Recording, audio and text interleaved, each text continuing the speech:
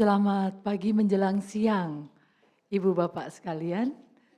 Dan kita sudah menyelesaikan bagian persekutuan dewasa pada saat ini. Kami mengucapkan terima kasih kepada Pendeta Stira Budi Purwosuwito yang sudah menyampaikan firman Tuhan. Kiranya kita dimampukan untuk melakukannya dalam hidup kita dan Tuhan memberkati Pendeta Stira. Terima kasih untuk Ibu Septina dari Kalimantan yang sengaja datang jauh-jauh untuk menjadi liturgos. Untuk yang doa persembahan dan liturgos, doa persembahan Ibu Selvi, song leader Ibu Tria dan Ibu Trisna, penyambutan Ibu Setiarsi, Ibu Sukmi, dan koordinator Ibu Puspita, serta yang senang dengan setia yaitu pemusik kita, Bapak Tinut. Terima kasih, Tuhan memberkati pelayanannya. Ibu Bapak sekalian, untuk minggu depan, hari Rabu depan, tanggal 7 Agustus, dengan tema peran musik bagi hubungan manusia dengan Tuhan. Kita akan bermusik ria, tetapi bukan main musik, karena pemimpinnya nggak pandai main musik. Dipimpin oleh pelayan firman-Nya adalah Pendeta Emeritus Roni Nathanael, dan liturgosnya adalah Ibu Puspita, doa persembahan Ibu Liana Ibrahim, song leader Ibu Uun Setiani dan Ibu Melati, penyambutan Ibu Yesi Karyanti dan Ibu Suharyati, koordinator Ibu Ferliani. Dan tetap seperti biasa kita akan diiringi oleh pemusik kita Pak Tinut sampai Rabu depan. Nah, sekarang saatnya kita akan menyambut teman-teman kita yang baru pertama kali hadir. Tolong diralat atau dikoreksi ya. Yaitu Ibu Lisya. Ibu Lisya dan Pak Anton. Ibu Lisya, ini Ibu Lisya, Ibu Bapak, kita sambut. Dan Pak Anton, silakan berdiri Pak. Ini Pak Anton. Selamat beribadah bersama dengan kami semua di sini, Tuhan memberkati. Minggu depan datang lagi ya Pak, dan seterusnya. Kita sambut dengan memberikan aplaus Ibu Bapak. Terima kasih. Dan di belakang kita, bukan di tengah-tengah, di belakang kita sudah hadir yaitu Dr. Kartika yang akan memimpin atau membawakan materi tentang katarak. Dari klinik Gria Kasih Indah, tolong maju, dan Dr. Kartika dari Rumah Sakit Gading Pluit. Moderatornya adalah Dr. Helen. Tadi diperkenalkan, ini Dr. Kartika, silakan nanti mengambil posisi di kursi sini. Saya pinggir sini aja. Oke. Nah, di sini.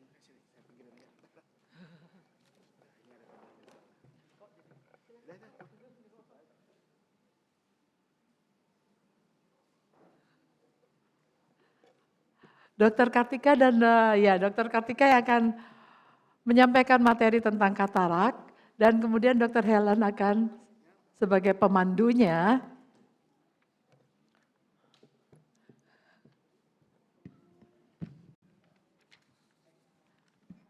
Terima kasih juga buat Pak Stira yang sudah bantu pagi-pagi.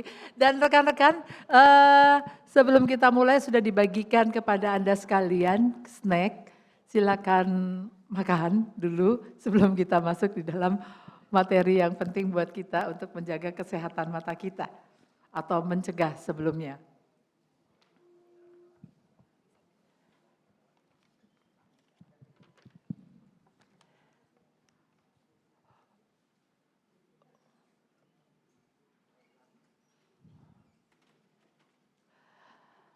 Sebagai info, seminar kita pada saat ini, seminar kesehatan ini akan direkam. Dan nanti masuk di channelnya GKI Gading Indah.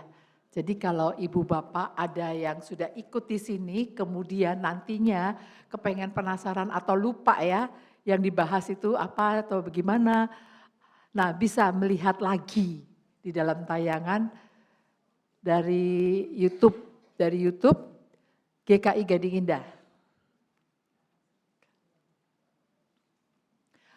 Mungkin ada baiknya langsung saja sebelum ini kita serahkan ke moderator. Tapi masih lagi makan ya, biar makannya diselesaikan aja dulu. Ngomong-ngomong soal katarak, nggak tahu apakah kita semua sudah ada yang bermasalah dengan katarak, atau karena yang datang ini karena merasa sudah, wah jangan-jangan saya sudah bergejala katarak, dan tetapi sebelumnya minta maaf bahwa kalau tadi mungkin ada salah paham atau salah menangkap, salah mengerti atau salah mendengar pengumuman yang ada, jadi karena sangat antusiasnya ya, begitu membaca ada pemeriksaan, oh ya oke, terus ada tema seminar katarak, lalu nggak diingat nih pemeriksaan apa. Seminarnya cuma ingat ada seminar katarak, ada pemeriksaan darah ya. Nah terus lalu disambung nih, oh pemeriksaan katarak. Padahal bukan pemeriksaan katarak, seminarnya katarak. Tetapi pemeriksaannya bukan itu. Nah terima kasih kalau Ibu Bapak tadi sudah pada ikut periksa ya. Baik, kita langsung saja. Oke Bapak Ibu, kegiatan seminar kesehatan tentang katarak ini diselenggarakan kolaborasi kerjasama antara Komisi Dewasa dengan Klinik Gria Kasih Indah. Gria Kasih Indah.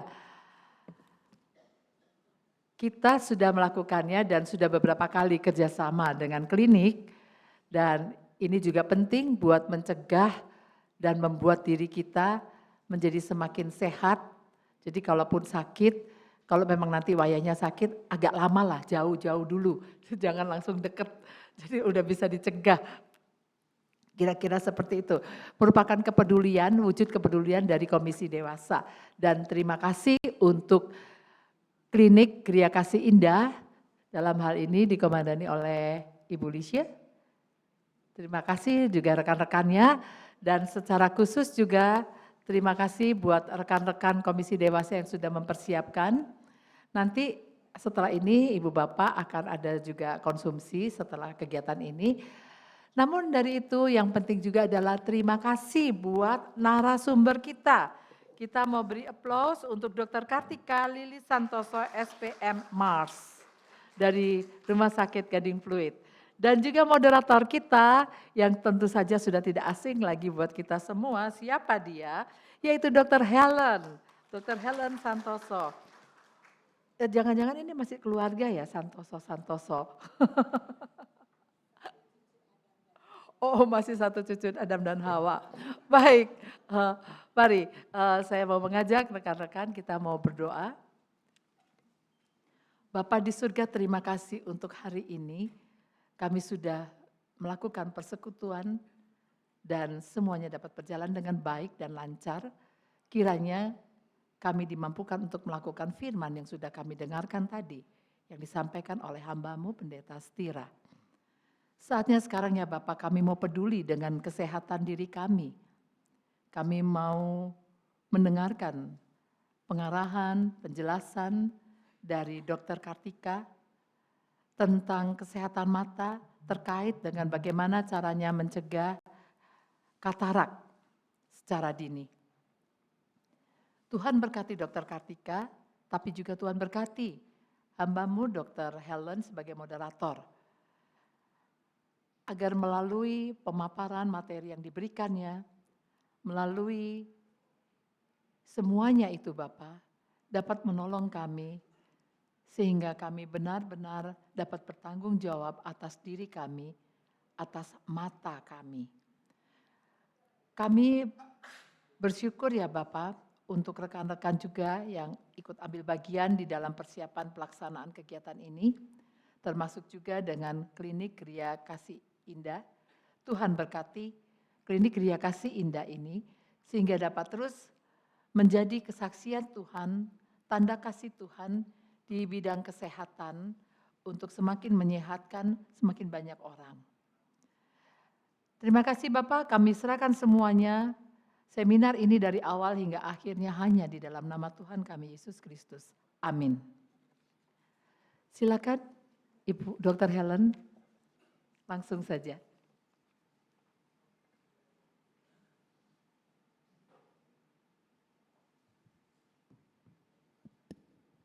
Terima kasih Ibu Tia. Selamat pagi Ibu dan Bapak sekalian yang terkasih. Hari ini kita sangat beruntung bisa mendapat pencerahan mengenai katarak dari pakarnya, Dr. Kartika Lili Santosa, saya Santoso, beliau Santosa, SPM Mars. Ya, sepertinya pada usia-usia kita sekarang ini kita akan, semoga tidak sih, tapi ada kemungkinan kita menuju menjadi penderita katarak. Kita punya tabungan katarak di mata kita.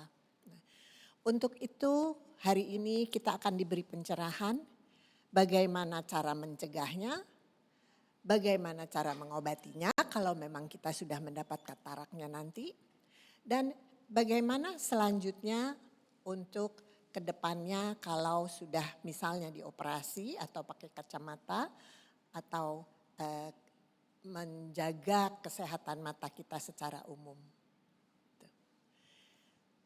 Dr. Kartika Lili Santosa, SPM Mars, adalah lulusan dari Unhas S1-nya.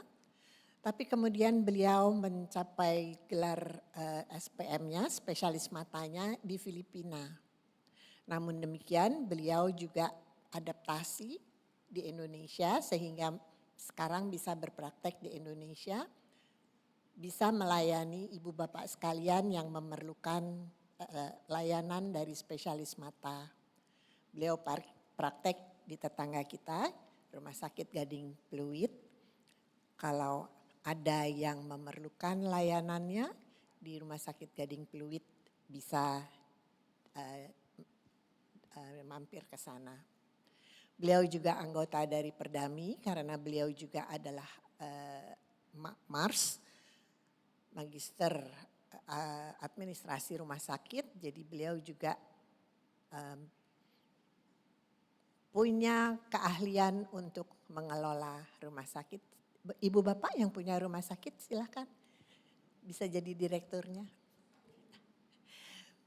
Selanjutnya beliau juga mengikuti berbagai course, berbagai kursus baik di dalam negeri maupun di luar negeri di Filipina dan juga menjadi anggota dari Persatuan Dokter Mata di Korea.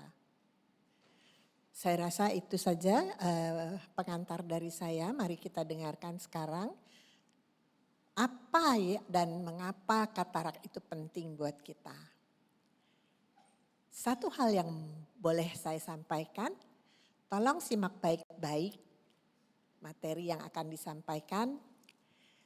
Kalau ada yang mau ditanyakan nanti akan yang bagus menurut Dokter Kartika akan dapat hadiah loh. Jadi jangan ngantuk ya. Mari kita silakan dok, waktunya 30 menit. Setelah itu nanti ada waktu untuk tanya jawab selama 15 menit. Kami persilakan. Terima kasih Dr. Helen, terima kasih kepada GKI Gading Indah dan Klinik Pratama Gria Kasih Indah yang telah memberikan kami kesempatan untuk seminar hari ini. Dan terima kasih kepada waktu Bapak Ibu untuk sempat hadir di acara hari ini. Saya izin koreksi sedikit, saya bukan anggota di Korea, tapi anggota Indonesian Society of Cataract and Refractive Surgery di Indonesia dan di Asia Pasifik. Terima kasih.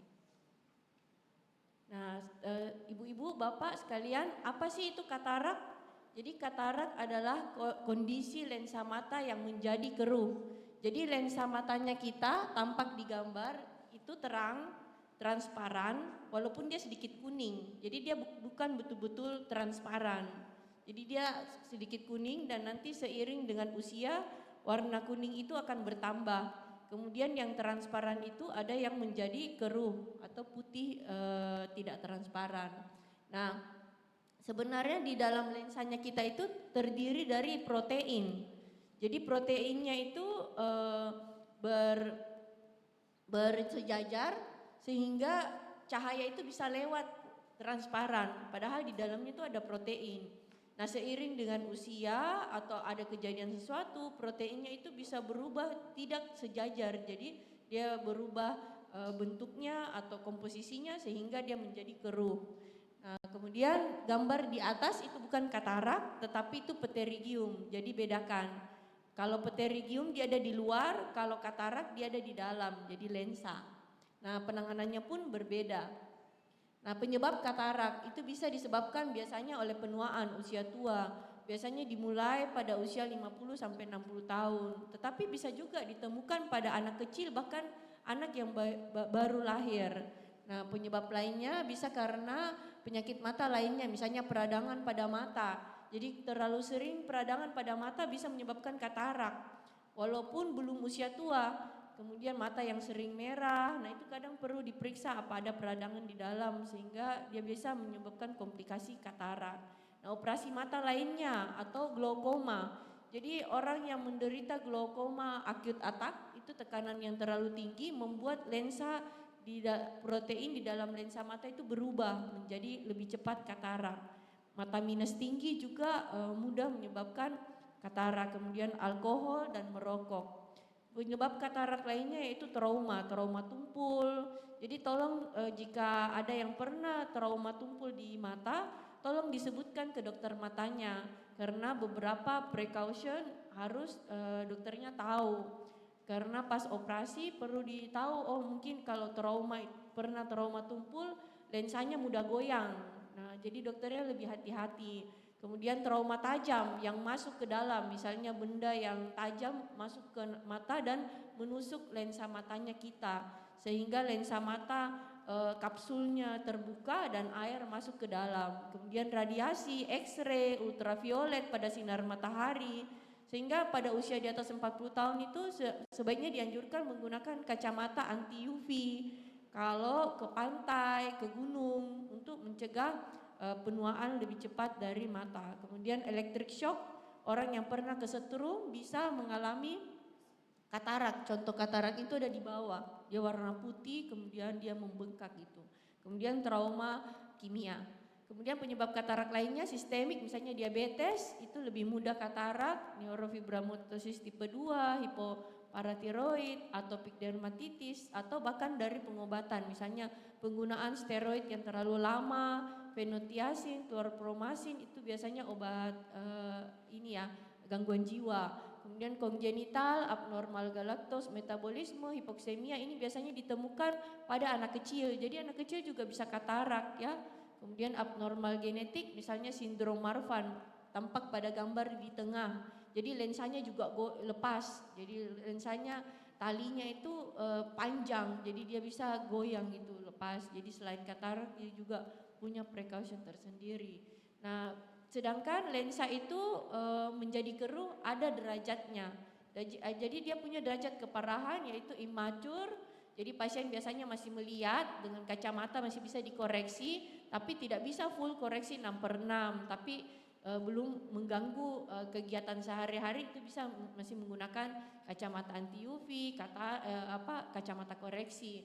Kemudian matur katarak bisa tampak gambar di bawah, itu lensanya sudah tidak bisa ditembusi cahaya dengan baik. Jadi dia sudah kuning, dia sudah mengganggu, dokternya pun sudah tidak bisa melihat retinanya di belakang. Hipermatur katarak lebih berbahaya lagi. Jadi kita itu biasa ada orang tua bilang ini, "Dok, saya takut operasi katarak karena kalau terjadi ada apa-apa saya nanti tidak melihat, sama aja ngapain saya operasi." Tetapi sebenarnya lensa kataraknya kita itu bisa menyebabkan sesuatu yang lebih berbahaya, misalnya glaukoma. Jadi memang tidak bisa disimpan. Karena kalau dia disimpan dia seperti dia benda hidup, maksudnya benda yang tumbuh di dalam badannya kita sehingga dia bisa mencair di dalam dan cairannya itu keluar ke matanya kita dan matanya kita itu menjadi peradangan, glaukoma. Nah, itulah terjadi komplikasi dari katarak itu sendiri. Makanya mau tidak mau jika memang sudah ada katarak ya, dan memang mengganggu penglihatan, itu lebih baik diangkat karena dia juga bisa menyebabkan bahaya, bukan dari operasinya saja. Maksudnya bukan operasi yang menyebabkan bahaya tapi kataraknya. Nah, apa gejala katarak? Penurunan tajam penglihatan. Jadi dia biasanya perlahan. Jadi apapun penurunan tajam penglihatan yang tiba-tiba itu biasanya bukan itu, pada hampir 100% itu bukan katarak. Kecuali misalnya terjadi trauma elektrik, misalnya tersengat listrik. Tapi kalau tidak itu perlahan dan tidak nyeri. Jadi jika ada penurunan tajam penglihatan yang tiba-tiba, sebaiknya ibu juga harus segera ke dokter mata karena biasa penanganannya butuh emergensi. Melihat halo di sekitar cahaya lampu, silau, jadi kadang kalau nyetir malam itu dia silau kena cahaya lampu dari mobil di depan itu silau karena biasa kataraknya jenisnya itu di tengah. Perubahan ukuran kacamata yang cepat, sebentar ganti lagi, belum 1 tahun ganti lagi. Nah itu karena lensanya sudah mulai membengkak atau berubah proteinnya.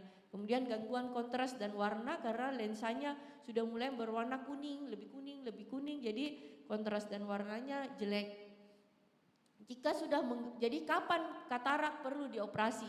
Nah sejujurnya semua orang di dunia ini pasti kalau dibilang operasi katarak itu pasti takut, kecuali dia gangguan jiwa. Kalau orang gangguan jiwa disuruh lompat dari lantai 5 dia lompat, gak ada takutnya. Tapi kalau kita masih normal itu disuruh operasi tetap takut. Nah walaupun takut tetapi jika sudah ada tanda-tanda yang perlu dioperasi maka sebaiknya dioperasi saja. Yaitu jika sudah mengganggu penglihatan, jadi penglihatannya itu di bawah 6/18 atau silau sehingga mengganggu pekerjaan. Saya pernah operasi pasien Gojek. Dia bilang, dok saya nggak bisa ngegojek karena kalau malam saya itu silau. Tapi kalau biasa saya bisa melihat, jadi dengan kacamata pun bisa terkoreksi misalnya 6/9, belum lebih buruk dari 6/18. Harusnya kan 6/6.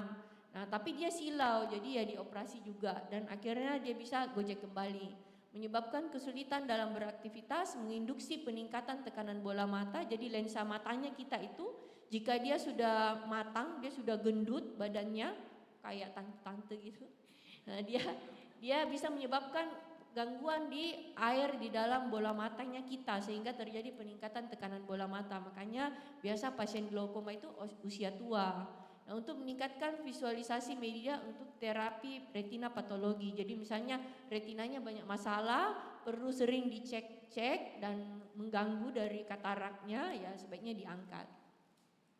Terapi lainnya, jika penglihatan masih 6/24 atau lebih baik dan tidak mengganggu aktivitas, maka bisa diberikan kacamata koreksi, terus hindari paparan radiasi dan UV, misalnya menggunakan kacamata anti UV, terus obat tetes. Nah, biasanya pasien-pasien saya itu bilang, dok ada nggak obat tetes yang menghilangkan katarak? Jadi tidak ada obat tetes sampai sekarang setahu saya yang bisa menghilangkan katarak, tetapi dia bisa menghambat. Jadi kalau masih imatur kataraknya belum matang, dikasih obat tetes itu sebenarnya untuk mencegah oksidasi dari protein lensa lebih jauh supaya tetap saja segitu atau lebih lambat progresnya. Tetapi kalau menghilangkan katarak saya belum tahu. Tapi kalau ada ibu bapak yang tahu obatnya, tolong beritahu saya biar kita join. Biar saya juga nggak usah operasi. Senang kan tetes aja udah sembuh gitu kan. Saya juga mau.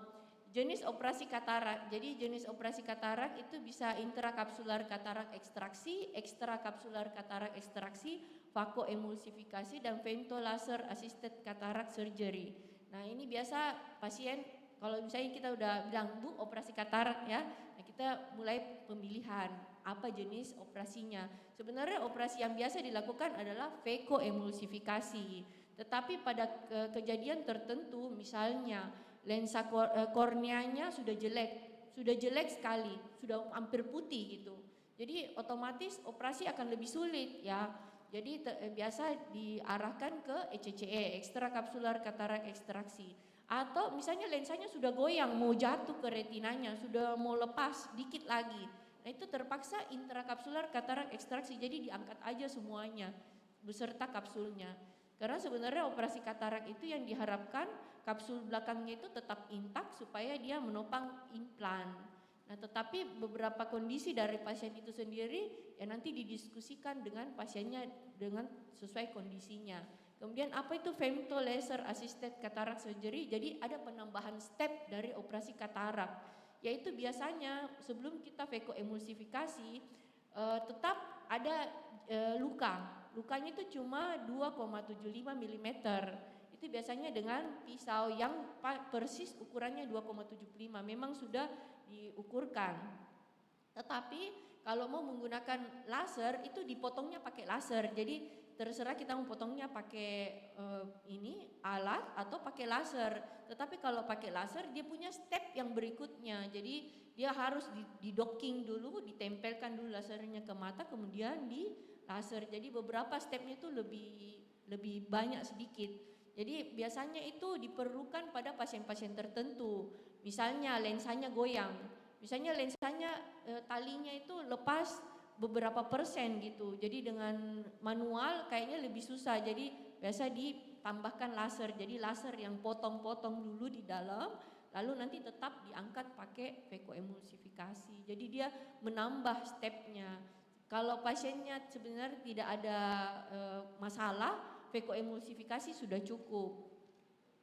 Nah, pilihan implan lensa. Pilihan implan lensa. Jadi setelah lensa terangkat, sebenarnya implan dipasang karena lensanya kita itu ada ukurannya plus 20 dioptri. Jadi kalau di luar, kalau kita tidak dipasang implan lensa, maka kacamatanya kita itu akan sekitar 10 dioptri plus 10 dioptri karena dia punya ukuran. Makanya kalau diangkat harus diganti dengan ukuran lensa. Nah, seperti lensa kacamata, lensa implan itu ada banyak macam.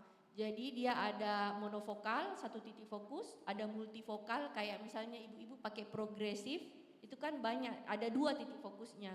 Nah kalau ini dia multifokal, kemudian ada torik untuk yang silinder di atas 0,75 bisa pilihannya dipasangkan di dalam, ada ukuran silindernya. Nah kalau extended depth focus itu baru, yaitu di mana lensanya itu bisa panjang fokusnya itu sampai ke intermediate, jadi dia tidak sampai dekat. Nah apa beda-bedanya ini? Ini karena waktu kita kecil Tuhan itu sudah berikan matanya kita itu lensanya itu bagus. Kenapa?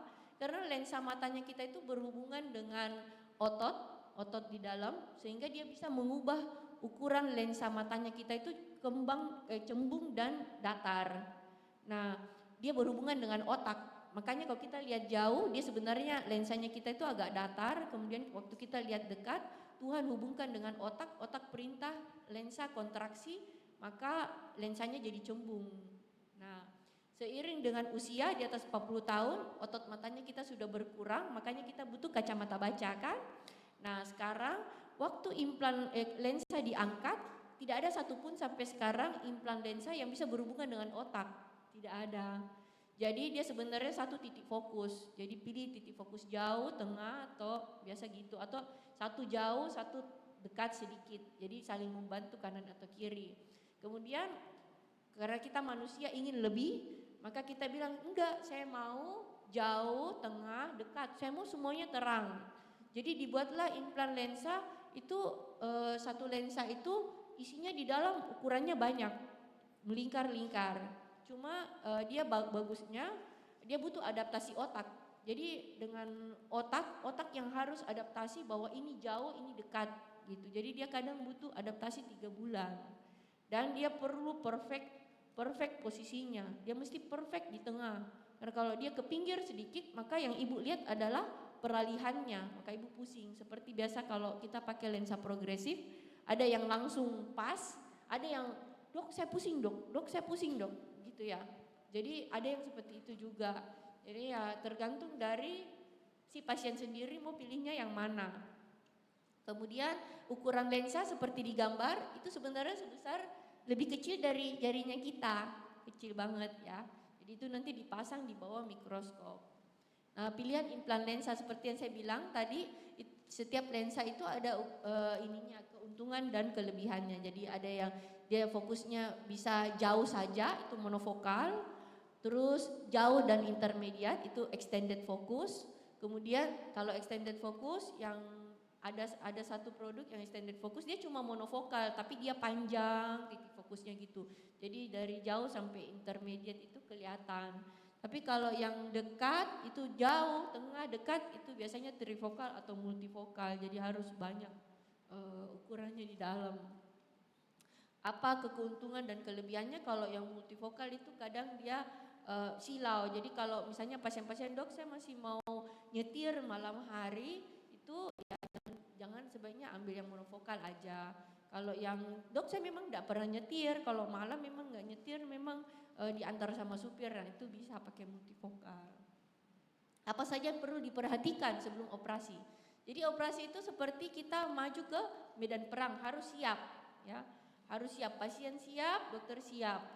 Nah, apa yang kita perlu siapkan dari sisi pasien itu kita tanya riwayat penyakitnya.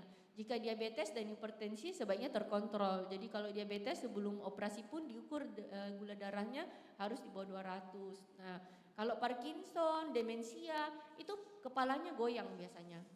Dan demensia itu, pasien demensia itu dia sudah tidak bisa mengikuti instruksi. Dia kadang pas operasi dia bilang, dok saya mau kencing. Saya mau kencing gitu, Bu ini lagi operasi gitu. Jadi kita harus sudah tahu kalau memang curiga orang tua atau ininya sudah demensia dan memang tidak bisa terkoordinasi dengan baik, walaupun dia bisa makan sendiri, minum sendiri, tapi secara kognitif dia sudah penurunan, ya sebaiknya dia anestesi umum saja karena lebih berbahaya di ruang operasi kalau pasiennya goyang. Kemudian post stroke yang tidak bisa tidak bisa dia kendalikan kepalanya, itu juga anestesi umum. Jadi ini pemilihan anestesi lokal atau anestesi umum. Pasca serangan jantung sebaiknya 6 bulan bebas serangan jantung dan di ACC oleh dokter jantung. Gagal jantung, infeksi paru biasanya berpengaruh pada sesak. Jadi misalnya ada pasien bilang, dok saya sering sesak, jadi kita tambahkan oksigen pas operasi gitu, atau kita posisikan tinggi kepalanya gitu ya. Kemudian riwayat infeksi, tolong disebutkan misalnya ada HIV, hepatitis, herpes, jadi kita bisa lebih precaution. Riwayat obat, misalnya bapak opa-opa biasa sudah minum obat prostat, tamsulosin, nah itu sebenarnya mengganggu saat operasi, jadi sebaiknya disebutkan. Kadang mesti di terapi dulu, di stop dulu tamsulosinnya beberapa waktu, lalu dioperasi. Terus pengencer darah, biasanya 5 hari sebelum operasi di stop pengencer darahnya, kalaupun memang pasiennya betul-betul tidak bisa stop pengencer darahnya, misalnya pasang apa di jantung tidak bisa stop, itu maka 24 jam sebelum sebelum operasi dicek INR-nya. Kemudian riwayat alergi, misalnya obat sulfa, tolong disebutkan. Kondisi mata, misalnya kelopak matanya infeksi, ternyata ini bulu matanya ini penuh kotoran, infeksi, itu mesti diobati dulu ya. Kalau tidak dia meningkatkan infeksi saat operasi dan setelahnya. Kelopak mata berkedut, seberapa keras kedutannya, karena itu biasa pasca operasi juga mengganggu, jadi kadang perlu dibotoks dulu sebelum dioperasi. Tekanan bola matanya harus normal, kalau tinggi diturunkan dulu. Penyakit retina, misalnya ada lattice degenerasi di belakang, minus tinggi yang ada penipisan retina di belakang, itu kadang perlu dilaser dulu supaya kuat retinanya baru dioperasi. Uveitis kronik atau peradangan yang lama, itu mesti dipastikan dulu 3 bulan bebas peradangan. Jadi tidak langsung-langsung kita, Bu, katarak besok operasi ya gitu. Jadi pasti ada persiapannya sebelumnya. Kecuali dia emergensi. Pasca lasik atau refractive surgery lainnya, karena kita pengukuran lensa harus lebih hati-hati kalau pasca lasik. Jadi dia beda alatnya. Alatnya harus seperti alat yang waktu dia lasik sebelumnya diukurkan, pengukurannya itu berbeda untuk perkiraan ukuran lensa yang akan dimasukkan ke mata. Kemudian penggunaan kontak lens, sebaiknya penggunaan kontak lens di stop. Kalau soft contact lens 2 minggu sebelum pengukuran lensa, atau kalau hard contact lens sebaiknya 3 atau 4 minggu di stop. Apa saja yang diperlukan pasca operasi katarak? Nah, paskanya itu adalah perjuangan ibu-ibu sendiri, bapak-bapak ya, bapak ibu untuk segera pulih. Jadi sebenarnya pasien-pasien operasi katarak 60-70 tahun itu sebenarnya menurut saya anugerah. Jadi karena kalau di atas 80 tahun pada umumnya saya perhatikan kita harus tahu matanya kita juga itu usianya 80 tahun ya. Misalnya dia usia 80 tahun, jangan anggap mata itu usianya 40 tahun ya. Dia usianya juga 80 tahun. Jadi otomatis kemampuan tubuh untuk mengurangi bengkak, untuk mengatasi segalanya itu juga pasti menurun. Jadi dan kataraknya otomatis lebih tebal, lebih keras, lebih ini ya. Jadi tetap umur 80 tahun itu pasti lebih banyak resikonya, lebih tinggi resikonya, dan dia biasa misalnya sudutnya sudah sempit, resiko glaukomanya sudah ada, nah seperti itu. Jadi setelah operasi katarak hindari mata terkena air tidak steril selama 14 hari. Misalnya air keran kita kan biasa di Jakarta sini tidak steril ya, kadang jadi coklat gitu ya, tahu-tahu dia terciprat ke mata padahal baru aja operasi gitu, enggak boleh ya. Hindari menggosok mata atau benturan pada mata, hindari sujud mengangkat berat selama 14 hari atau sesuai anjuran dokter, hindari asap, hindari berenang selama 30 hari setelah operasi atau sesuai anjuran dokter. Bagaimana mencegah katarak? Ya, seperti tadi saya bilang, hindari paparan radiasi dan UV. Jika menggunakan steroid, kadang perlu kontrol mata, kontrol tekanan bola mata, kontrol apakah ada katarak atau tidak. Jadi steroid kadang ada yang obat selain steroid yang misalnya untuk menurunkan autoimun, itu bisa menjadi pilihan lainnya. Jika terdapat peradangan di dalam mata segera diatasi karena bisa menyebabkan katarak. Nah, apa bahaya katarak? Katarak itu sendiri mempunyai bahaya, yaitu dia dapat menyebabkan peningkatan tekanan bola mata. Misalnya dia bentuknya dia mengganggu aliran air di dalam bola mata, atau dia keluar cairan proteinnya sehingga menyebabkan peradangan, kemudian naik tekanan bola matanya, kemudian lens induced glaukoma, jadi dia menyebabkan glaukoma akut atak. Oke. Nah, berikut fasilitas yang ada di Gading Pluit, beberapa pemeriksaan yang ada di Gading Pluit dan penyediaan layanan yang ada di Gading Pluit. Terima kasih.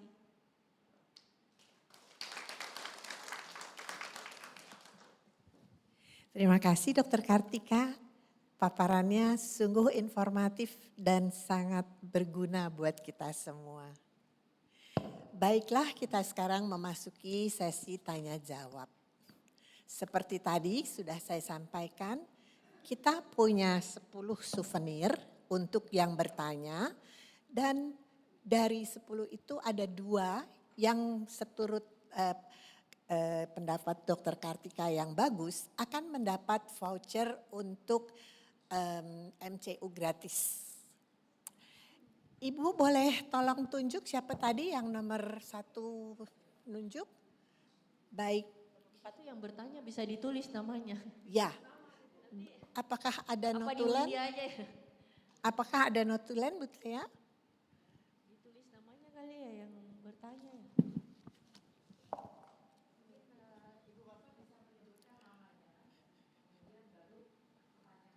Per 4 atau boleh 4 pertanyaan lebih dahulu. Silahkan Ibu yang melihat tadi siapa yang menunjuk. Mohon disebut nama dan dari mana. Terima kasih, saya Rosali Setiawan. Saya ada beberapa pertanyaan. Mertua saya itu kena katarak. Sudah operasi 3 tahun yang lalu. Lalu menurut dokter setelah 3 tahun operasi harus ada tindakan lanjutannya. Lalu saya tanya, tindakannya apa? Kan sudah selesai dioperasi, harusnya sudah beres. Lalu mertua saya bilang, nggak ngerti tuh, ada lagi katanya, harus katanya. Jadi ya saya tinggal tunggu aja apa sih tindakan lanjutannya. Itu yang pertama. Boleh lebih dari 1 pertanyaannya? Mohon 1 dulu, Oh, kita 1 kasih dulu. kesempatan Oke, buat terima yang kasih. lain. Terima kasih Bu. Terima kasih Bu Rosali atas pertanyaannya. Bagus sekali. Ada 1 lagi pertanyaan, nanti kan ada 4. Per 4. Yang kedua. Saya namanya Joni Susilo. Joni Susilo. Selamat siang Dok. Saya mau bertanya, saya sudah dioperasi dua-duanya. Itu sekitar 15 tahun yang lalu lah gitu ya. Pada mulanya memang terang, jelas gitu. Tapi makin lama makin buram. Dan hingga sekarang ini kalau saya melihat itu agak kembar ya. Jadi mata kanan dan mata kiri itu berendeng begitu, tidak fokus satu titik. Itu yang menyebabkan itu buram gitu. Kalau saya pejamkan sebelah mata jelas. Kalau dua begini buram. Ya, apa sebabnya dok itu? Dan juga mata sebelah kanan saya ini ada titik butanya. Jadi titik yang tertentu itu saya tidak bisa lihat. Kalau digeser kemari ya kelihatan lagi. Ini apa sebabnya dok? Tolong dijelaskan. Terima kasih Pak. Mohon di stop dulu. Takutnya dokter lupa nanti pertanyaannya apa. Jadi silakan. Jadi akan menjawab pertanyaan pertama dulu dok. Kami persilahkan. Terima kasih Bu Rosali atas pertanyaannya. Jadi seperti tadi saya bilang bahwa katarak itu lensanya kita itu dibungkus oleh selaput tipis depan belakang 360 derajat. Waktu operasi yang kita buka itu selaput di depan saja. Kemudian kita angkat lensa protein kataraknya, lalu kita tinggalkan selaput di belakang. Selaputnya itu tipis banget, seperti selaput kulit salak itu. Tapi dia berguna, sangat berguna. Dia berguna untuk memisahkan tetap bilik belakang dan bilik depan. Karena bilik belakang itu isinya vitreous, bilik depan itu isinya air. Jadi tidak boleh bercampur sebaiknya. Nah, selaput belakang itu juga digunakan untuk menopang implan karena implan katarak itu biasanya tidak dijahit. Jadi dia cuma diletakkan di kantung selaput itu. Nah, selaput badannya itu tetap bagian tubuhnya kita, itu tetap selaput yang bagian tubuhnya kita tetap bisa jadi putih, memutih. Nah, setelah beberapa bulan atau beberapa tahun setelah operasi katarak, selaput yang ditinggalkan itu yang sebaiknya memang ditinggalkan itu harus kadang dia memutih kembali karena dia bagian tubuhnya kita. Nah, tetapi waktu dia memutih itu lensanya sudah bagus posisinya udah pas. Jadi dibersihkan sedikit di posisi tengah saja itu dengan laser. Jadi pasien biasanya duduk di depan laser kemudian dibersihkan dengan laser gitu. Supaya selaput yang putih itu cukup di tengah saja itu menjadi bersih kembali. Nah, itulah yang disebut laser endiakapsulotomi pasca operasi atau katarak kedua. Oke, terima kasih. Kalau Bapak Dani ya? Doni. Bapak Doni, terima kasih untuk pertanyaannya. Jadi setelah Bapak Joni.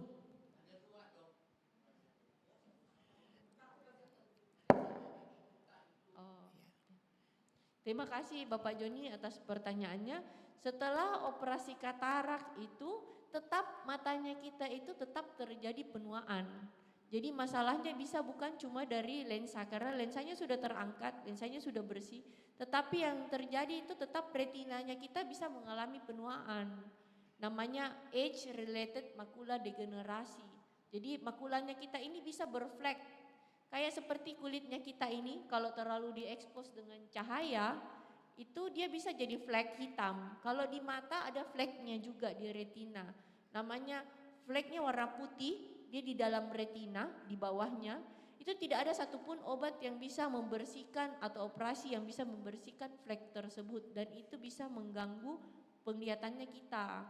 Makanya beberapa orang tua perlu dicek untuk apakah dia sudah mengalami makula degenerasi.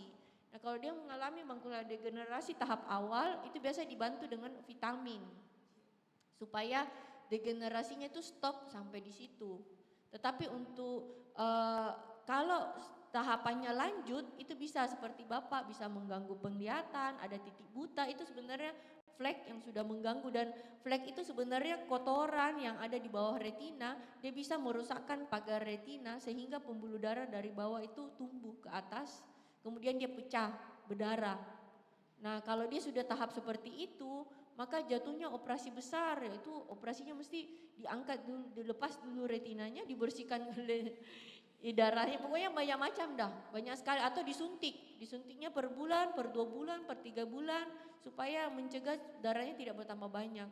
Nah, itu cukup adalah salah satu penyebab kebutaan yang tidak bisa diperbaiki pada usia tua. Makanya memang kita itu kalau sudah usia tua alangkah baiknya pakai kacamata anti UV. Mau sebelum operasi katarak, mau setelah operasi katarak sebaiknya pakai kacamata anti UV. Terus cahaya secukupnya saja, lampu diterangkan, cahaya HP yang diredupkan. Bukan cahaya lampu dimatikan untuk menghemat listrik, lalu cahaya HP dinyalakan sekencang-kencangnya. Nggak bisa.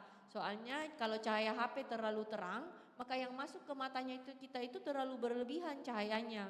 Retinanya kita itu nanti overuse, dia terlalu banyak digunakan. Jadi dia akan banyak sampahnya juga. Oke, terima kasih. Terima kasih. Pak Joni, lihat dokter cantik ini ada 2 kah? Selanjutnya silakan. Perlu diperiksa. Perlu. Periksa retina. Terima kasih, saya Ronald. Begini, kalau kita lihat ke cermin ya, saya perhatikan waktu muda itu di kornea tidak ada apa-apa. Tapi selama jadi itu ada lingkaran abu-abu. Mohon maaf Pak, ininya mohon di depan Oh mulut. ya, maaf. Ya, makasih. Jadi waktu masih muda, kalau bercermin, lihat ke mata, kornea mata itu masih bersih. Tapi setelah menjadi mentua ini, ada lingkaran abu-abu melingkari di kornea itu. Itu pertama. Lalu saya lihat ada teman-teman yang di ini istilahnya retina. Di retina itu ada titik putih. Nah, kedua gejala ini apa? Ada hubungannya tidak dengan katarak? Terima kasih. Terima kasih Bapak Ronald. Terima kasih Bapak Ronald atas pertanyaannya. Iya, dua pertanyaannya sebenarnya berhubungan dengan katarak dalam hal proses degeneratif pada usia. Jadi itu adalah proses degeneratif pada usia, kita perlu menerima itu bahwa kalau sudah 40 tahun kita sudah diingatkan Tuhan bahwa kita sudah setengah jalan nih. Jadi pakai kacamata baca. Kemudian yang putih yang di kornea itu bisa juga karena gangguan kolesterol. Jadi orang yang kolesterolnya tinggi biasa lebih putih mata kornea di pinggirnya itu. Nah itu tapi ada pasien tanya, "Dok, kalau saya turunkan kolesterol saya yang putih ini bisa hilang?" Tidak. Sedihnya. Jadi itu yang putih yang melingkar itu cuma penanda bahwa oh dia kadang kolesterolnya tinggi, perlu dicek, perlu diturunkan untuk menurunkan supaya tidak ada penyakit lainnya yang ada. Terus nomor 2 yang retina, ya itulah saya bilang retina bintik putih itu adalah proses penuaan namanya drusen. Nah itulah sampah dari retina yang tidak terangkut, kemudian dia deposit namanya, jadi dia jadi seperti flek di retinanya kita dan dia permanen, tidak bisa diangkat. Jadi makanya itu beberapa pasien saya kalau usia tua kadang saya cek retinanya, drusennya udah banyak. Saya udah ngomong, "Bu, drusennya ini Bu udah banyak fleknya, mau tidak mau ya mesti dijaga lebih ketat lagi, yaitu dipakai anti UV, kalau keluar pakai topi supaya ada pelindung fisik, kemudian pakai kacamata, kemudian kacamata anti UV, kemudian biasa dibantu dengan vitamin. Ada penelitiannya soalnya, vitamin apa yang untuk seperti itu." Terima kasih Dok, silakan. Ya, selamat siang dokter, saya Leni. Anak saya kan waktu umur 5 tahun kan katarak, itu mungkin bawaan dari lahir. Yang saya mau tanyakan, apakah kan udah pasang lensa kan, apakah nanti setelah dia bertambahnya umur itu kataraknya bisa ada lagi, dan bagaimana pencegahannya supaya lensanya itu tidak tambah keruh? Para kate. Terima kasih Ibu Leni pertanyaannya. Jadi sebenarnya katarak pada anak-anak itu pertama dia perlu segera dioperasi memang karena anak-anak otaknya itu masih bertumbuh, jadi dia perlu stimulasi cahaya supaya otaknya untuk pembacaan decoding penglihatannya itu berkembang. Jadi dia memang mesti dioperasi katarak. Nomor 2, operasi katarak pada anak-anak biasanya di bawah 8 tahun itu selaputnya pun diangkat, selaput posterior di belakangnya itu jadi ada tambahan stepnya waktu operasi itu sengaja memang selaput posteriornya dibuka sebulat kecil gitu supaya dia tidak jadi katarak kedua. Jadi biasanya anak seperti di bawah 8 tahun kalau operasi katarak sebenarnya selaput di belakangnya sudah dioperasi juga di ruang operasi. Jadi dibuka memang karena dia takut katarak kedua. Nomor 3 tetapi pemilihan lensanya. Jadi biasanya ukuran lensa pada anak-anak itu sebenarnya anak-anak itu bola matanya masih kecil. Jadi biasa ukuran lensanya itu berbeda sama orang dewasa. Seiring dengan usia bola matanya bertambah panjang biasanya ukuran matanya berubah. Sedangkan implan lensa di dalam kan sudah berbeda. Jadi di ini dengan kacamata, disesuaikan dengan kacamata untuk membuat penglihatannya tetap 6/6 gitu. Terima kasih. Terima kasih. Ada berapa pertanyaan lagi Bu? Kita yang ronde kedua ini. Ya, ini termin kedua. Berapa pertanyaan Ibu? 4 lagi. Baik, silahkan Ibu. Nama saya Mika. Saya mau tanya Dok, itu kan kalau operasi katarak itu pakai lensa. Nah lensanya itu satu macam apa banyak macam gitu? Boleh ada yang bagus, ada yang kurang bagus gitu. Bisa pilih apa? Iya, Enggak. terima kasih.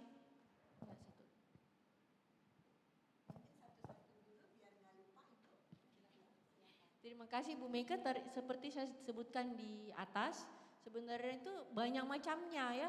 Bahkan dalam pembuatannya itu pun banyak macam, ada yang hidrofilik, ada yang hidrofobik. Jadi kalau yang normal matanya, tidak pernah ada peradangan, cukup hidrofilik cukup. Jadi yang biasa digunakan di BPJS itu hidrofilik monofokal. Sudah cukup sebenarnya. Jadi kalau mau baca pakai kacamata baca. Nah, tetapi kalau kalau matanya sering meradang, itu mesti diberitahu ke pasiennya bahwa dia tidak bisa menggunakan yang tipe hidrofilik, harus hidrofobik. Karena kalau tidak nanti semua radangnya itu nempel di lensa barunya itu. Jadi ada beberapa kriteria yang harus pemilihannya hidrofilik atau hidrofobik. Jadi kalau terus tipenya monofokal, satu titik fokus, banyak fokus. Biasa kalau yang bilang dok saya pemain golf, saya mau lihat jauh, tengah, dekat, semuanya terang. Nah itu multifokal, tapi dia akan kesulitan nanti kalau nyetir malam misalnya. Jadi tidak ada yang lensa itu buatan manusia, tidak ada yang seperfect Tuhan. Itu yang perlu ditanamkan. Iya. Tidak ada, jadi tidak ada satupun lensa yang implan yang nyambung dengan otaknya kita. Jadi dia perlu latihan. Jadi kalau monofokal ya pakai kacamata baca tetap. Kalau yang multifokal tidak pakai kacamata baca tapi ada latihannya di otak gitu. Terima kasih. Terima kasih, silahkan Ibu. Ya. 3 kali Bu, tadi ini kan udah 1. Ya, silahkan. Selamat siang Dr. Kartika, Dr. Helen. Saya Lucy, saya pernah ke dokter mata. Terus dia periksa katanya mata saya kering. Terus dia kasih obat tetes dokter. Nah saya mau tanya, itu penyebabnya apa ya? Padahal saya nggak pernah nangis. Terus satu itu, terus kedua apa sering nonton TV atau lihat HP. Terus kalau kadang-kadang suka gatel, apa itu boleh dikucek-kucek? Terus ada masalahnya gak kalau kita pakai terus itu loh dokter? Dan cara mengatasinya bagaimana? Makasih dokter. Terima kasih atas Ibu siapa? Lucy. Oh Ibu Lucy. Terima kasih Ibu Lucy atas pertanyaannya. Jadi sebenarnya matanya kita itu seperti mata ikan kalau dipegang lendir gitu. Jadi sebenarnya ada 3 lapisan yang melapisi matanya kita supaya tidak kering. Lapisan yang paling pertama itu lendir, musin namanya, diproduksi di konjungtivanya kita atau selaput matanya kita, dia menghasilkan lendir, namanya musin. Nah musin ini berguna untuk menangkap produksi air yang di atas, kan turun ke bawah, itu harus ditangkap oleh musin itu supaya dia nempel. Karena kalau musinnya rusak, lendirnya tidak ada, air yang dari diproduksi itu jatuh dengan gravitasi, tidak tertangkap. Makanya biasa orang bilang, dokter ini aneh aja. Saya bilang mata saya berair, dokter bilang mata saya kering. Yang mana yang benar dok? Nah jadi sebenarnya airnya itu tidak bisa nempel ke mata, dia keluar. Nah itulah karena biasa lendirnya yang rusak. Nah setelah lendir, air, baru mesti ada minyak. Jadi minyak ini diproduksi di kelopak matanya kita. Jadi di belakang bulu matanya kita ini ada kelenjar minyak, ada kilang minyak di atas 40, di bawah 20, yang kalau dia meradang dia jadi bintitan. Nah kan bintitan kan itu sebenarnya kelenjar minyak. Nah itu harus ada. Jadi kelenjar minyak itu dia memproduksi untuk melapisi air supaya airnya itu tidak cepat menguap. Jadi dia stabil di dalam. Jadi kalau minyaknya jelek, biasa minyak jelek itu bisa karena penuaan, hormon yang sudah turun. Jadi produksi atau minum obat-obat tertentu itu produksi minyak jadi jelek. Makanya minyaknya turun, jadi airnya cepat menguap. Makanya kalau mata kering sebenarnya perlu diperiksa yang mana ibu masalah. Yang musinnya, lendirnya, airnya, atau minyaknya. Sebenarnya seperti itu sih. Jadi kalau tidak diobati cuma ditetes-tetes saja, itu sebenarnya tetes mata itu cuma pengganti air. Jadi yang kalau memang masalahnya di lendir atau masalahnya di minyak, sebenarnya dia tidak akan berakhir, ibu akan tetes terus. Nah jadi kalau memang masalahnya di minyak harus kompres anget matanya, lembab anget supaya minyaknya keluar, supaya dia melapisi mata. Nah yang nomor 2 itu kalau obat tetes kalau bentuknya botol dan ada bahan pengawetnya, kan ada botol yang tidak ada bahan pengawet, ada yang ada bahan pengawet. Kalau yang ada bahan pengawetnya maksimum 4 tetes per hari. Karena bahan pengawetnya bisa menyebabkan mata seperti panas dalam gitu. Jadi tidak boleh lebih dari 4 tetes sehari. Tapi kalau bentuknya mini dos atau botol tapi tidak ada bahan pengawetnya, itu boleh lebih dari 4 tetes dan aman biasanya, tidak ada efek samping. Biasanya efek sampingnya dari bahan pengawetnya, BAK namanya. Terima kasih. Terima kasih dokter. Boleh saya sambung sebentar? Untuk kepentingan kita semua, bagaimana kita tahu bahwa obat itu ada pengawet dan tidak ada pengawet? Apakah ada di ingredients-nya dan apa namanya? Jadi kalau tercantum, kalau kita buka kemasan obat tetes mata, kita akan buka, ada tertulis di bawah komposisinya, misalnya timol, lalu di bawahnya itu ada BAK, benzalkonium. Nah itu BAK, nah itu tidak boleh lebih 4 tetes sehari. Makanya kalau pasien-pasien saya diberikan mau lebih 4 tetes sehari, biasanya saya tidak kasih yang ada bahan pengawetnya. Ya BAK, benzalkonium biasanya. Benzalkoniumnya itu bahan pengawet yang cukup berbahaya buat mata. Sebenarnya dia bisa bikin mata itu kayak panas dalam. Kayak dok mata saya tidak nyaman kok rasanya panas gitu. Atau ada orang yang matanya sudah merah dikasih obat yang ada BAK-nya tambah, kok dok merahnya ini sudah 2 minggu tidak mau hilang-hilang. Nah sebenarnya itu karena BAK-nya, jadi diganti BAK-nya yang ada BAK-nya di stop diganti lalu merahnya turun. Terima kasih dokter. Jadi BAK yang untuk pengawet ya, bukan BAK yang lain ya. Ada pertanyaan yang berikutnya, silahkan. Bu Dokter Helen, saya nama Ana. Mau bertanya nih, mata saya yang sebelah kiri selalu merah. Terus dikasih obat tetes mata, terus kemudian beberapa jam lagi merah. Dan selalu keluar kotoran tiba-tiba dan air mata mengalir tiba-tiba. Itu kalau kita pakai obat mata terus-menerus apakah bisa merusak mata? Itu pertanyaan. Terima kasih. Terima kasih Bu Alma. Jadi ini sudah di luar katarak. Jadi tapi memang banyak sih keluhannya. Jadi perlu diingat bahwa matanya kita itu ada rongganya. Di dalam itu rongganya itu ada kelenjar meibom yang saya bilang tadi, kelenjar minyak. Di atas 40, di bawah 20 itu sebenarnya sesuatu yang berongga. Jadi kalau di dalam situ dia lagi meradang, lagi misalnya kemasukan bakteri, infeksi yang terjadi secara kronik. Jadi kalau akut dia jadi bintitan, tapi ada juga yang kronik kecil-kecil gitu. Nah kalau diperas dia jadi keluar nanahnya. Nah itu biasa dari situ mata merahnya, yaitu yang harus diobatin. Bukan karena mata keringnya, jadi mata kering juga pun, mata kering yang terlalu lama itu merangsang inflamasi, jadi peradangan pada mata, jadi dia kayak siklus setan gitu. Karena mata kering yang lama itu menyebabkan mata itu sedikit lebih asam. Jadi kalau kita lihat di slit lamp di bawah mikroskop kita lihat, oh kok air matanya berbusa gitu. Nah itu berarti sudah terjadi perubahan komposisi dari air mata yang normal. Jadi air mata yang normal itu ada komposisi normalnya dan ada pH-nya. Nah kalau dia sudah terlalu banyak radangnya, mata keringnya itu pH-nya berubah. Jadi mesti diobati satu-satu. Misalnya kalau ada ada infeksi di kelenjar mebomnya atau ada infeksi di di saluran air matanya di sini, itu diobatin semua dulu, baru diturunkan merahnya. Gitu. Kalau terjadi cukup lama, biasanya itu merahnya juga susah turun, agak lama, biasa 3 sampai 6 bulan. Gitu. Terima kasih. Baik dokter, mana lebih baik, mata merah atau mata hijau? Mata duitan. Itu yang lebih baik Mata ya duitan dok? sepertinya lebih baik. Baik dok, terima kasih. Selanjutnya silahkan Ibu Lani kah? Ya. Selamat siang dok, saya Lani. Saya mau tolong tanya yang betul yang mana. Saya pernah mendengar proses operasi katarak itu, jadi selaputnya itu seperti dikupas gitu. Iya. Tapi saya dengar lagi juga katanya hanya disedot cairannya. Jadi yang Iya. betul yang mana. Terima Makasih dok. kasih Bu Rani.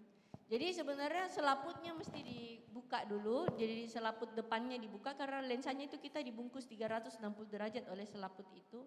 Jadi dibuka dulu, dia kayak kupas kulit anggur, tapi kulit anggur kan tebal, dia tipis seperti kulit selaput salak yang bening itu. Kemudian di dalamnya itu baru diisap kataraknya, ditinggalkan selaput belakangnya, itulah ditaruh implan di situ. Jadi di dalam selaput sebenarnya implannya.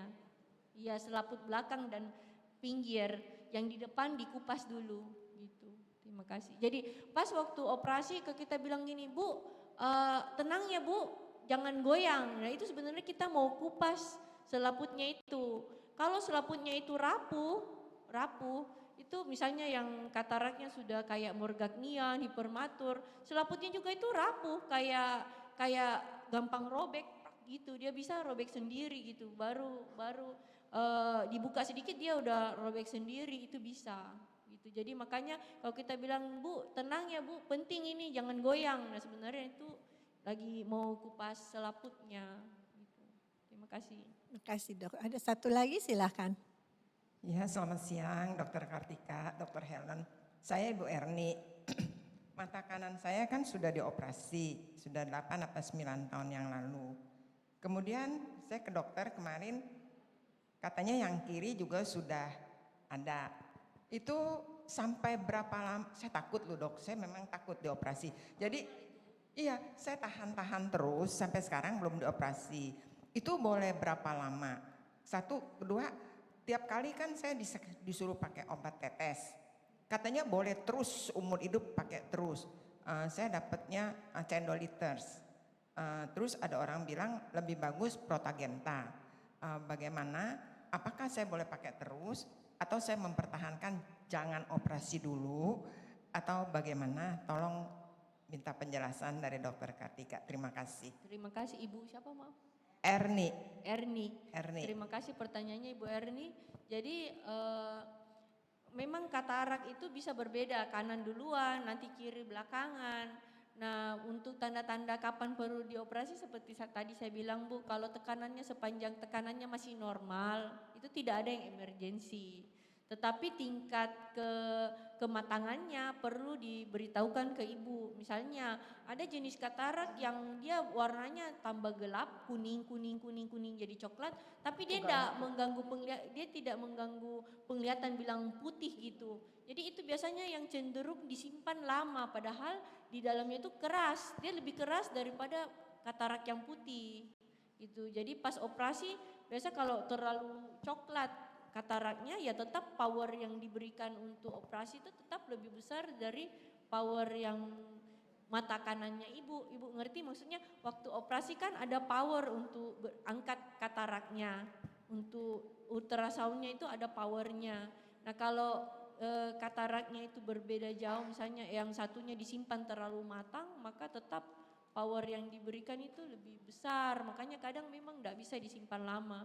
Sebaiknya di bawah 80 tahun, ibu kalau memang udah ada katarak diangkat saja. Terus dan mengganggu penglihatan, misalnya kayak tadi kriterianya lebih buruk dari 6/18, sudah tidak bisa dikoreksi dengan kacamata, ibu sudah silau, ya tapi tidak ada emergensi, ya bisa disiapkan hatinya. Nomor 2, kalau cendoliter sama protagenta itu sama-sama aman. Cuma seperti saya bilang, kalau cendoliter yang botol kayaknya itu ada benzalkoniumnya, jadi tidak boleh ditetes lebih 4 tetes sehari. Kalau protagenta yang mini dose itu tidak ada bahan pengawetnya, iya itu bebas, aman. Nah sebenarnya isinya itu berbeda juga. Kalau yang cendoliters itu kayak air, dia natrium klorida aja. Kalau yang protagenta itu ada vitamin A-nya.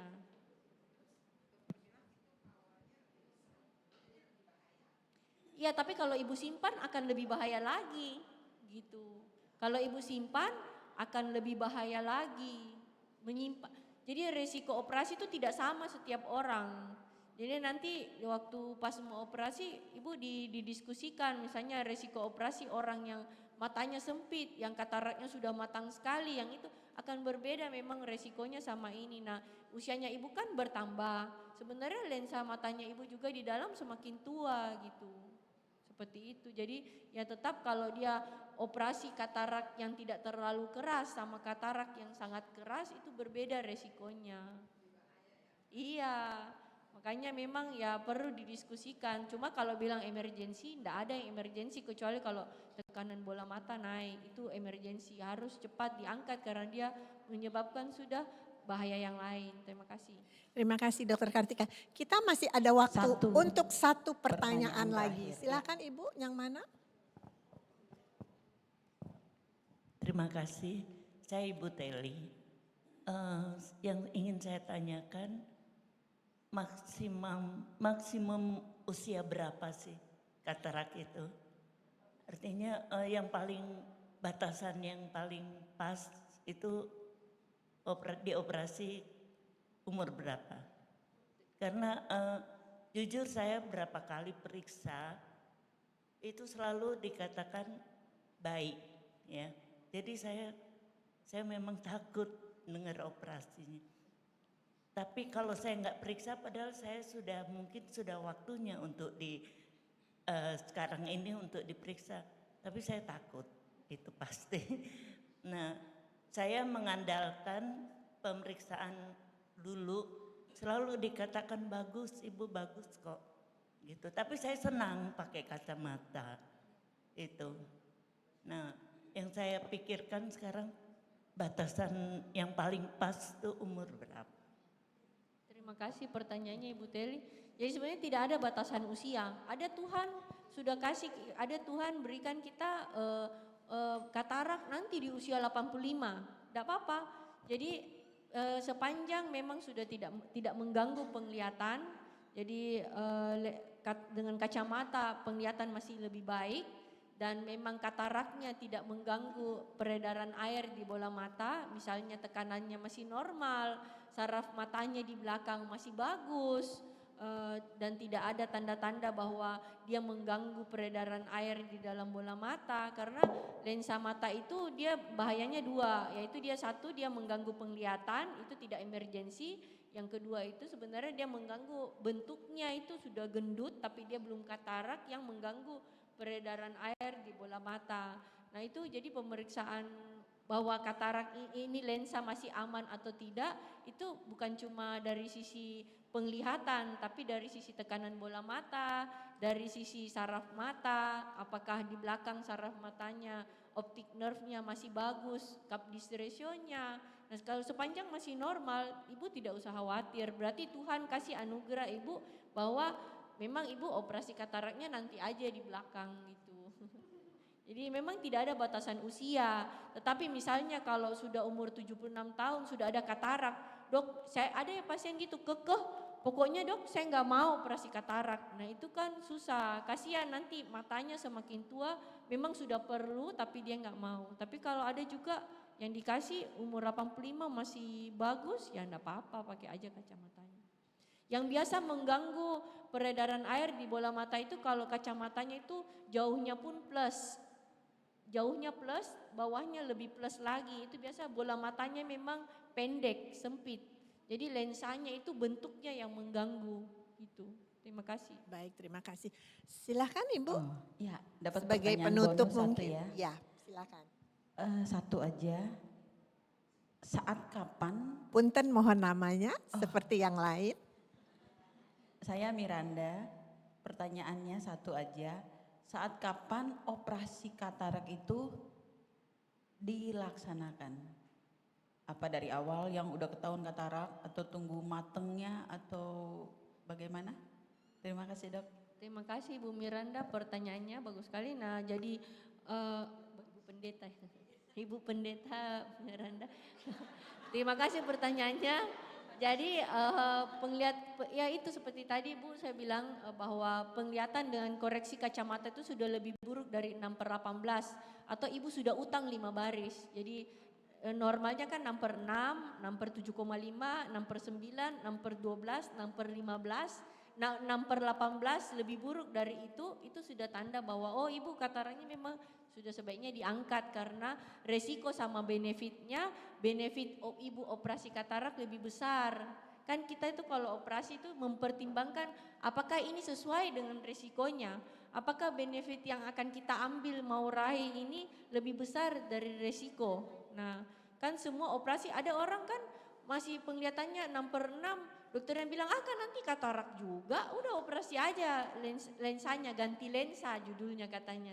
Tapi dia bukan kayak kacamata, kalau kacamata kan bisa dibuang kalau kalau kacamatanya salah, dibuang aja gitu ganti baru.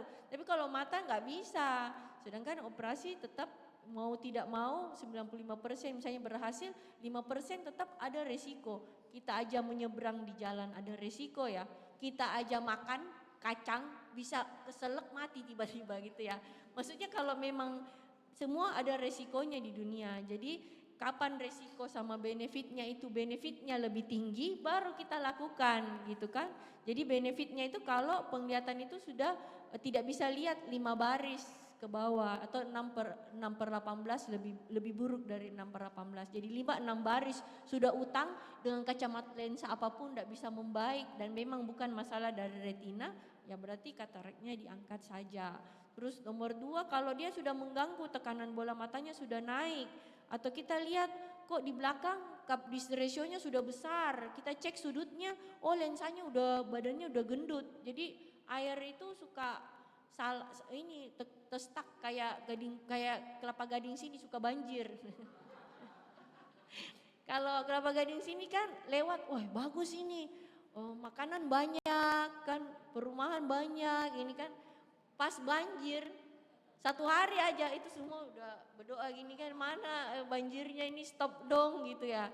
Nah sama kalau lensanya badannya sudah gendut daripada proporsi bola matanya, seperti saya bilang biasanya itu yang mata jauhnya itu plus, nah itu biasa lebih hati-hati, biasa ceknya harus sampai ke saraf matanya, cek apa saraf cup disc ratio-nya itu sudah besar atau kecil. Nah biasanya pasien-pasien saya seperti itu, misalnya ketemukan kebetulan cup disc ratio-nya sudah besar, saya akan minta OCT supaya pasiennya lihat sendiri bahwa saraf mata saya sudah lensa mata saya ini sebenarnya sudah membahayakan saraf mata saya di belakang gitu. Jadi dia bukan cuma masalah kaburnya, jadi lensa itu bentuknya juga dia bisa mengganggu gitu. Nah itulah yang bisa menginduksi glaukoma. Nah itu makanya cek katarak kapan dioperasi, tekanan bola mata dan saraf mata sangat penting. Terima kasih. Terima kasih. Boleh satu pertanyaan mungkin juga berguna buat kita semua. Dokter tadi ada menyebut kita sebaiknya menggunakan kacamata, melindungi kacamata kita dengan kacamata anti UV. Apakah kita bisa melihat kalau misalnya kita ke optik, kita bisa lihat bahwa ini kacamata UV, apakah ada tanda-tanda khusus yang khas ataukah kita tinggal percaya ini kacamata UV Bu, yang ini bukan, belilah yang ini, pasti harganya kan lebih mahal toh. Nah jadi itu apakah ada tanda-tanda khusus untuk, terima kasih Dok. Terima kasih Dokter Helen. Jadi bagus sekali pertanyaannya, jadi memang ada kacamata abal-abal ya. Memang ada kacamata abal-abal, dia bisa tampaknya hitam tapi dia sebenarnya tidak ada anti UV-nya, dia cuma pewarna hitam. Jadi dia harus ada tulisannya memang tersertifikasi memang ada anti UV, ada kalau kita beli di abal-abal situ di di mall atau apa gitu kan dia bisa cuma warnanya aja hitam padahal dia tidak ada tulisan anti UV-nya. Jadi kalau memang mau beli kacamata hitam tolong cek ada tulisan anti UV-nya atau tidak. Kalau tidak ada berarti dia cuma kacamata hitam buat gaya-gaya aja. Nah, pertama harus ada tulisannya bahwa dia memang anti UV. Nomor 2 ada juga yang lensa berukuran itu dia bisa jadi gelap, namanya transition. Transition jadi dia kalau di dalam dia transparan, kalau di luar dia jadi gelap. Nah sebenarnya itu dia punya 3 gradasi. Ada yang cuma abu-abu saja sedikit, ada yang jadi gelap, ada yang gelap sekali. Nah biasanya kalau pasien-pasien saya sudah ada age related macular degenerasinya, saya bilang kalau memang mau pesan yang anti UV, yang transition jangan setengah-setengah, jangan yang ringan, mesti yang sedang ke berat. Kalau memang sudah ada drusennya, sudah ada fleknya. Tapi kalau pencegahan aja cukup yang ringan aja. Transition kan memang ada banyak macam memang dan harganya juga berkali lipatnya. Iya. Nah terus kalau memang tidak mau digabungkan dengan ukuran kacamata ya cari aja yang anti UV yang memang ada tulisan standarnya. Terima kasih. Terima kasih dok. Barangkali sudah cukupkah waktunya? Sudah ya. Silahkan. Ada ini?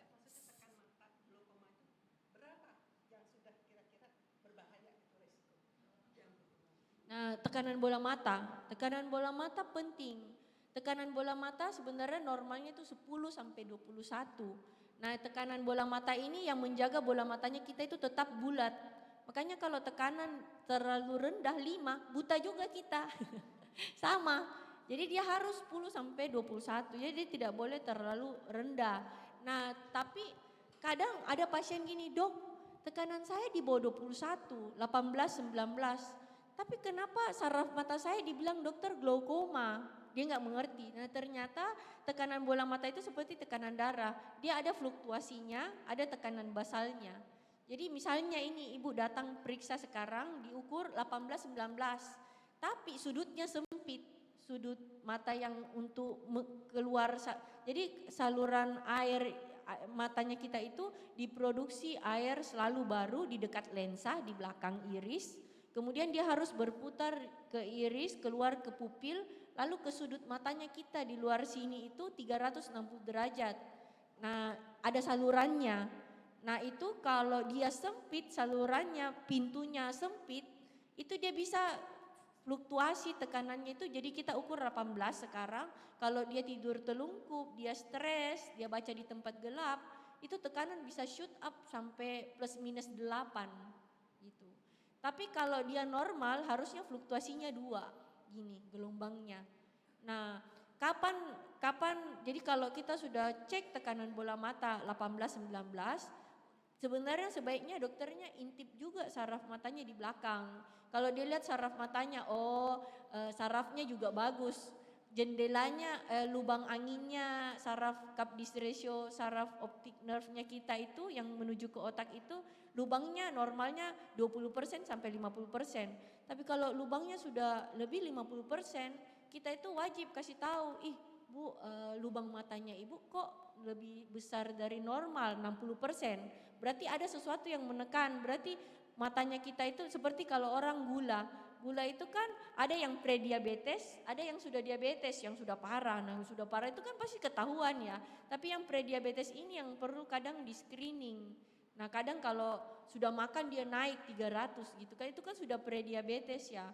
Nah glaukoma juga gitu, dia ada preglaukoma. Jadi kalau kita lihat saraf matanya di belakang kok sudah lebar, nah baru itu harus dicek. Kalau memang dia lebar di belakang dan sudutnya sempit, ya dicari penyebabnya, dilebarkan sudutnya, bisa dengan laser atau dengan diangkat lensanya.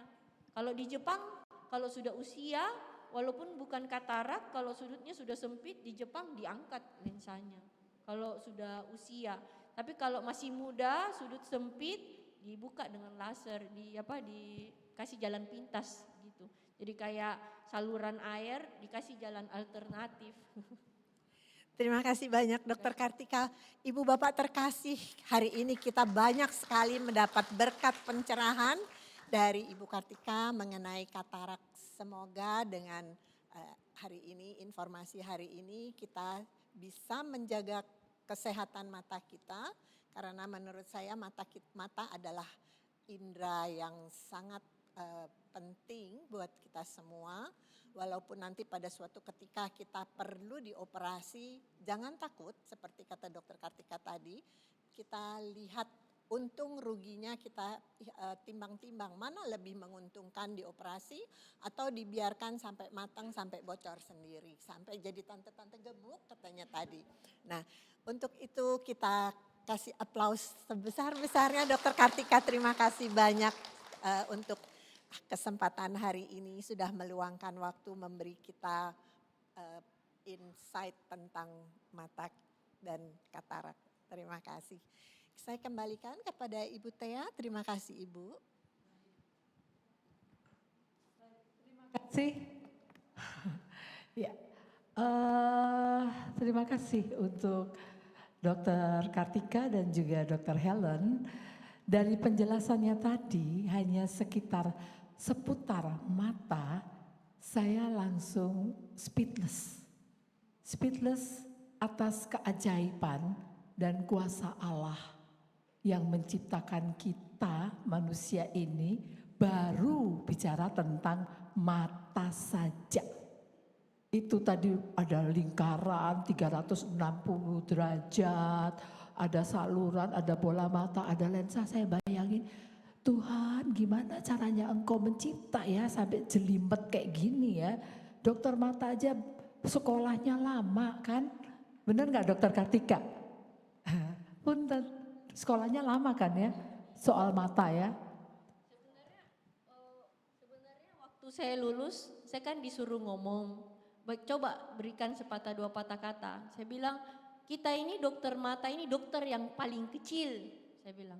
Terus semua marah, konsulen saya marah, kayak mukanya marah gitu. Iya, karena kita satu-satunya dokter spesialis yang belajar 4 tahun bahkan lebih cuma untuk menangani mata yang sekecil ini, cuma 23 mm. Saya bilang matanya, bola matanya ini cuma 23 mm, saya bilang. Cuma sekecil itu. Terus yang bisa dioperasi sama dokter mata umum itu cuma lensa ke depan setengahnya. Saya bilang, dokter patologi anatomi aja periksa satu badan kan. Sel tapi dia periksa satu badan, sel ini, sel itu, satu badan kan. Kalau kami cuma periksa sekecil itu pun ambil sekolah lagi, ahli retina, sekolah lagi 2 tahun, sekolah lagi. Jadi yang paling banyak, yang paling kecil itu sebenarnya dokter mata. Jadi kalau operasi memang pakai mikroskop ya pakai pembesaran. Kalau di slit lamp, kalau kita pakai pembesaran yang paling besar kita bisa lihat darahnya ibu itu mengalir di pembuluh darahnya. Pembuluh darah mata kita bisa lihat darahnya, sel darahnya itu mengalir gitu. Jadi dia memang kecil. Terima kasih. Ya. Jadi kita patut memuji kebesaran dan kekuasaan Tuhan yang luar biasa yang ada pada diri ibu bapak sekalian, pada diri kita. Dan Tuhan minta supaya kita menjaganya dengan baik. Tuhan sudah mengirim Dokter Kartika dan juga Dokter Helen untuk menolong kita menjaga, mencegah dan juga kalau sudah terjadi mengatasi. Betul kan? Mengatasi. Mudah-mudahan mata kita semakin sehat dengan segala macam penjelasan tadi. Ibu bapak sekalian, sekali lagi kita mau berikan aplaus. Terima kasih kita kepada Dokter Kartika dan juga Dokter Helen yang sudah memimpin kita dalam seminar katarak ini. Dan untuk itu rekan-rekan kita yang sudah menyampaikan pertanyaan-pertanyaan silakan untuk maju ke depan. Untuk maju ke depan. Kalaupun sudah diberikan hadiah nggak apa-apa, dibawa hadiahnya. Silakan di depan karena mau difoto semuanya. Siapa ini orang-orang yang bertanya, mau diapain mereka selain difoto? Ya nanti nggak tahu. Mungkin ada sesuatu dari Dokter Lisha. Minta tolong ininya bisa. Nanti mau foto bersama dengan Dokter Kartika dan juga dari Dokter Helen.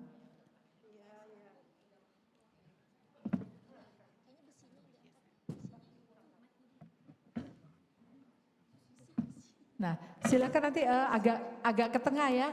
Berdirinya agak di tengah. Ibu Bapak tolong berdirinya agak di tengah jangan di pinggir. Ketengahan lagi.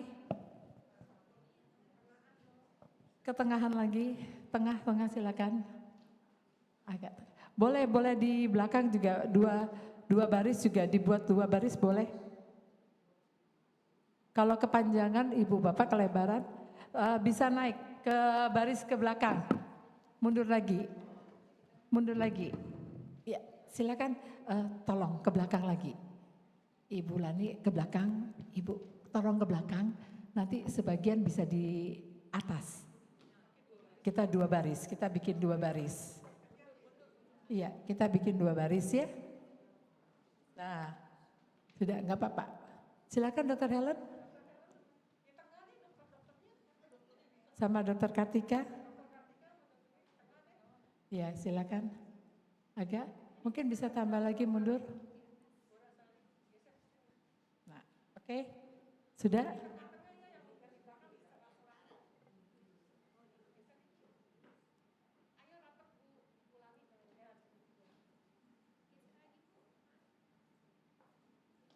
Dokter di sini.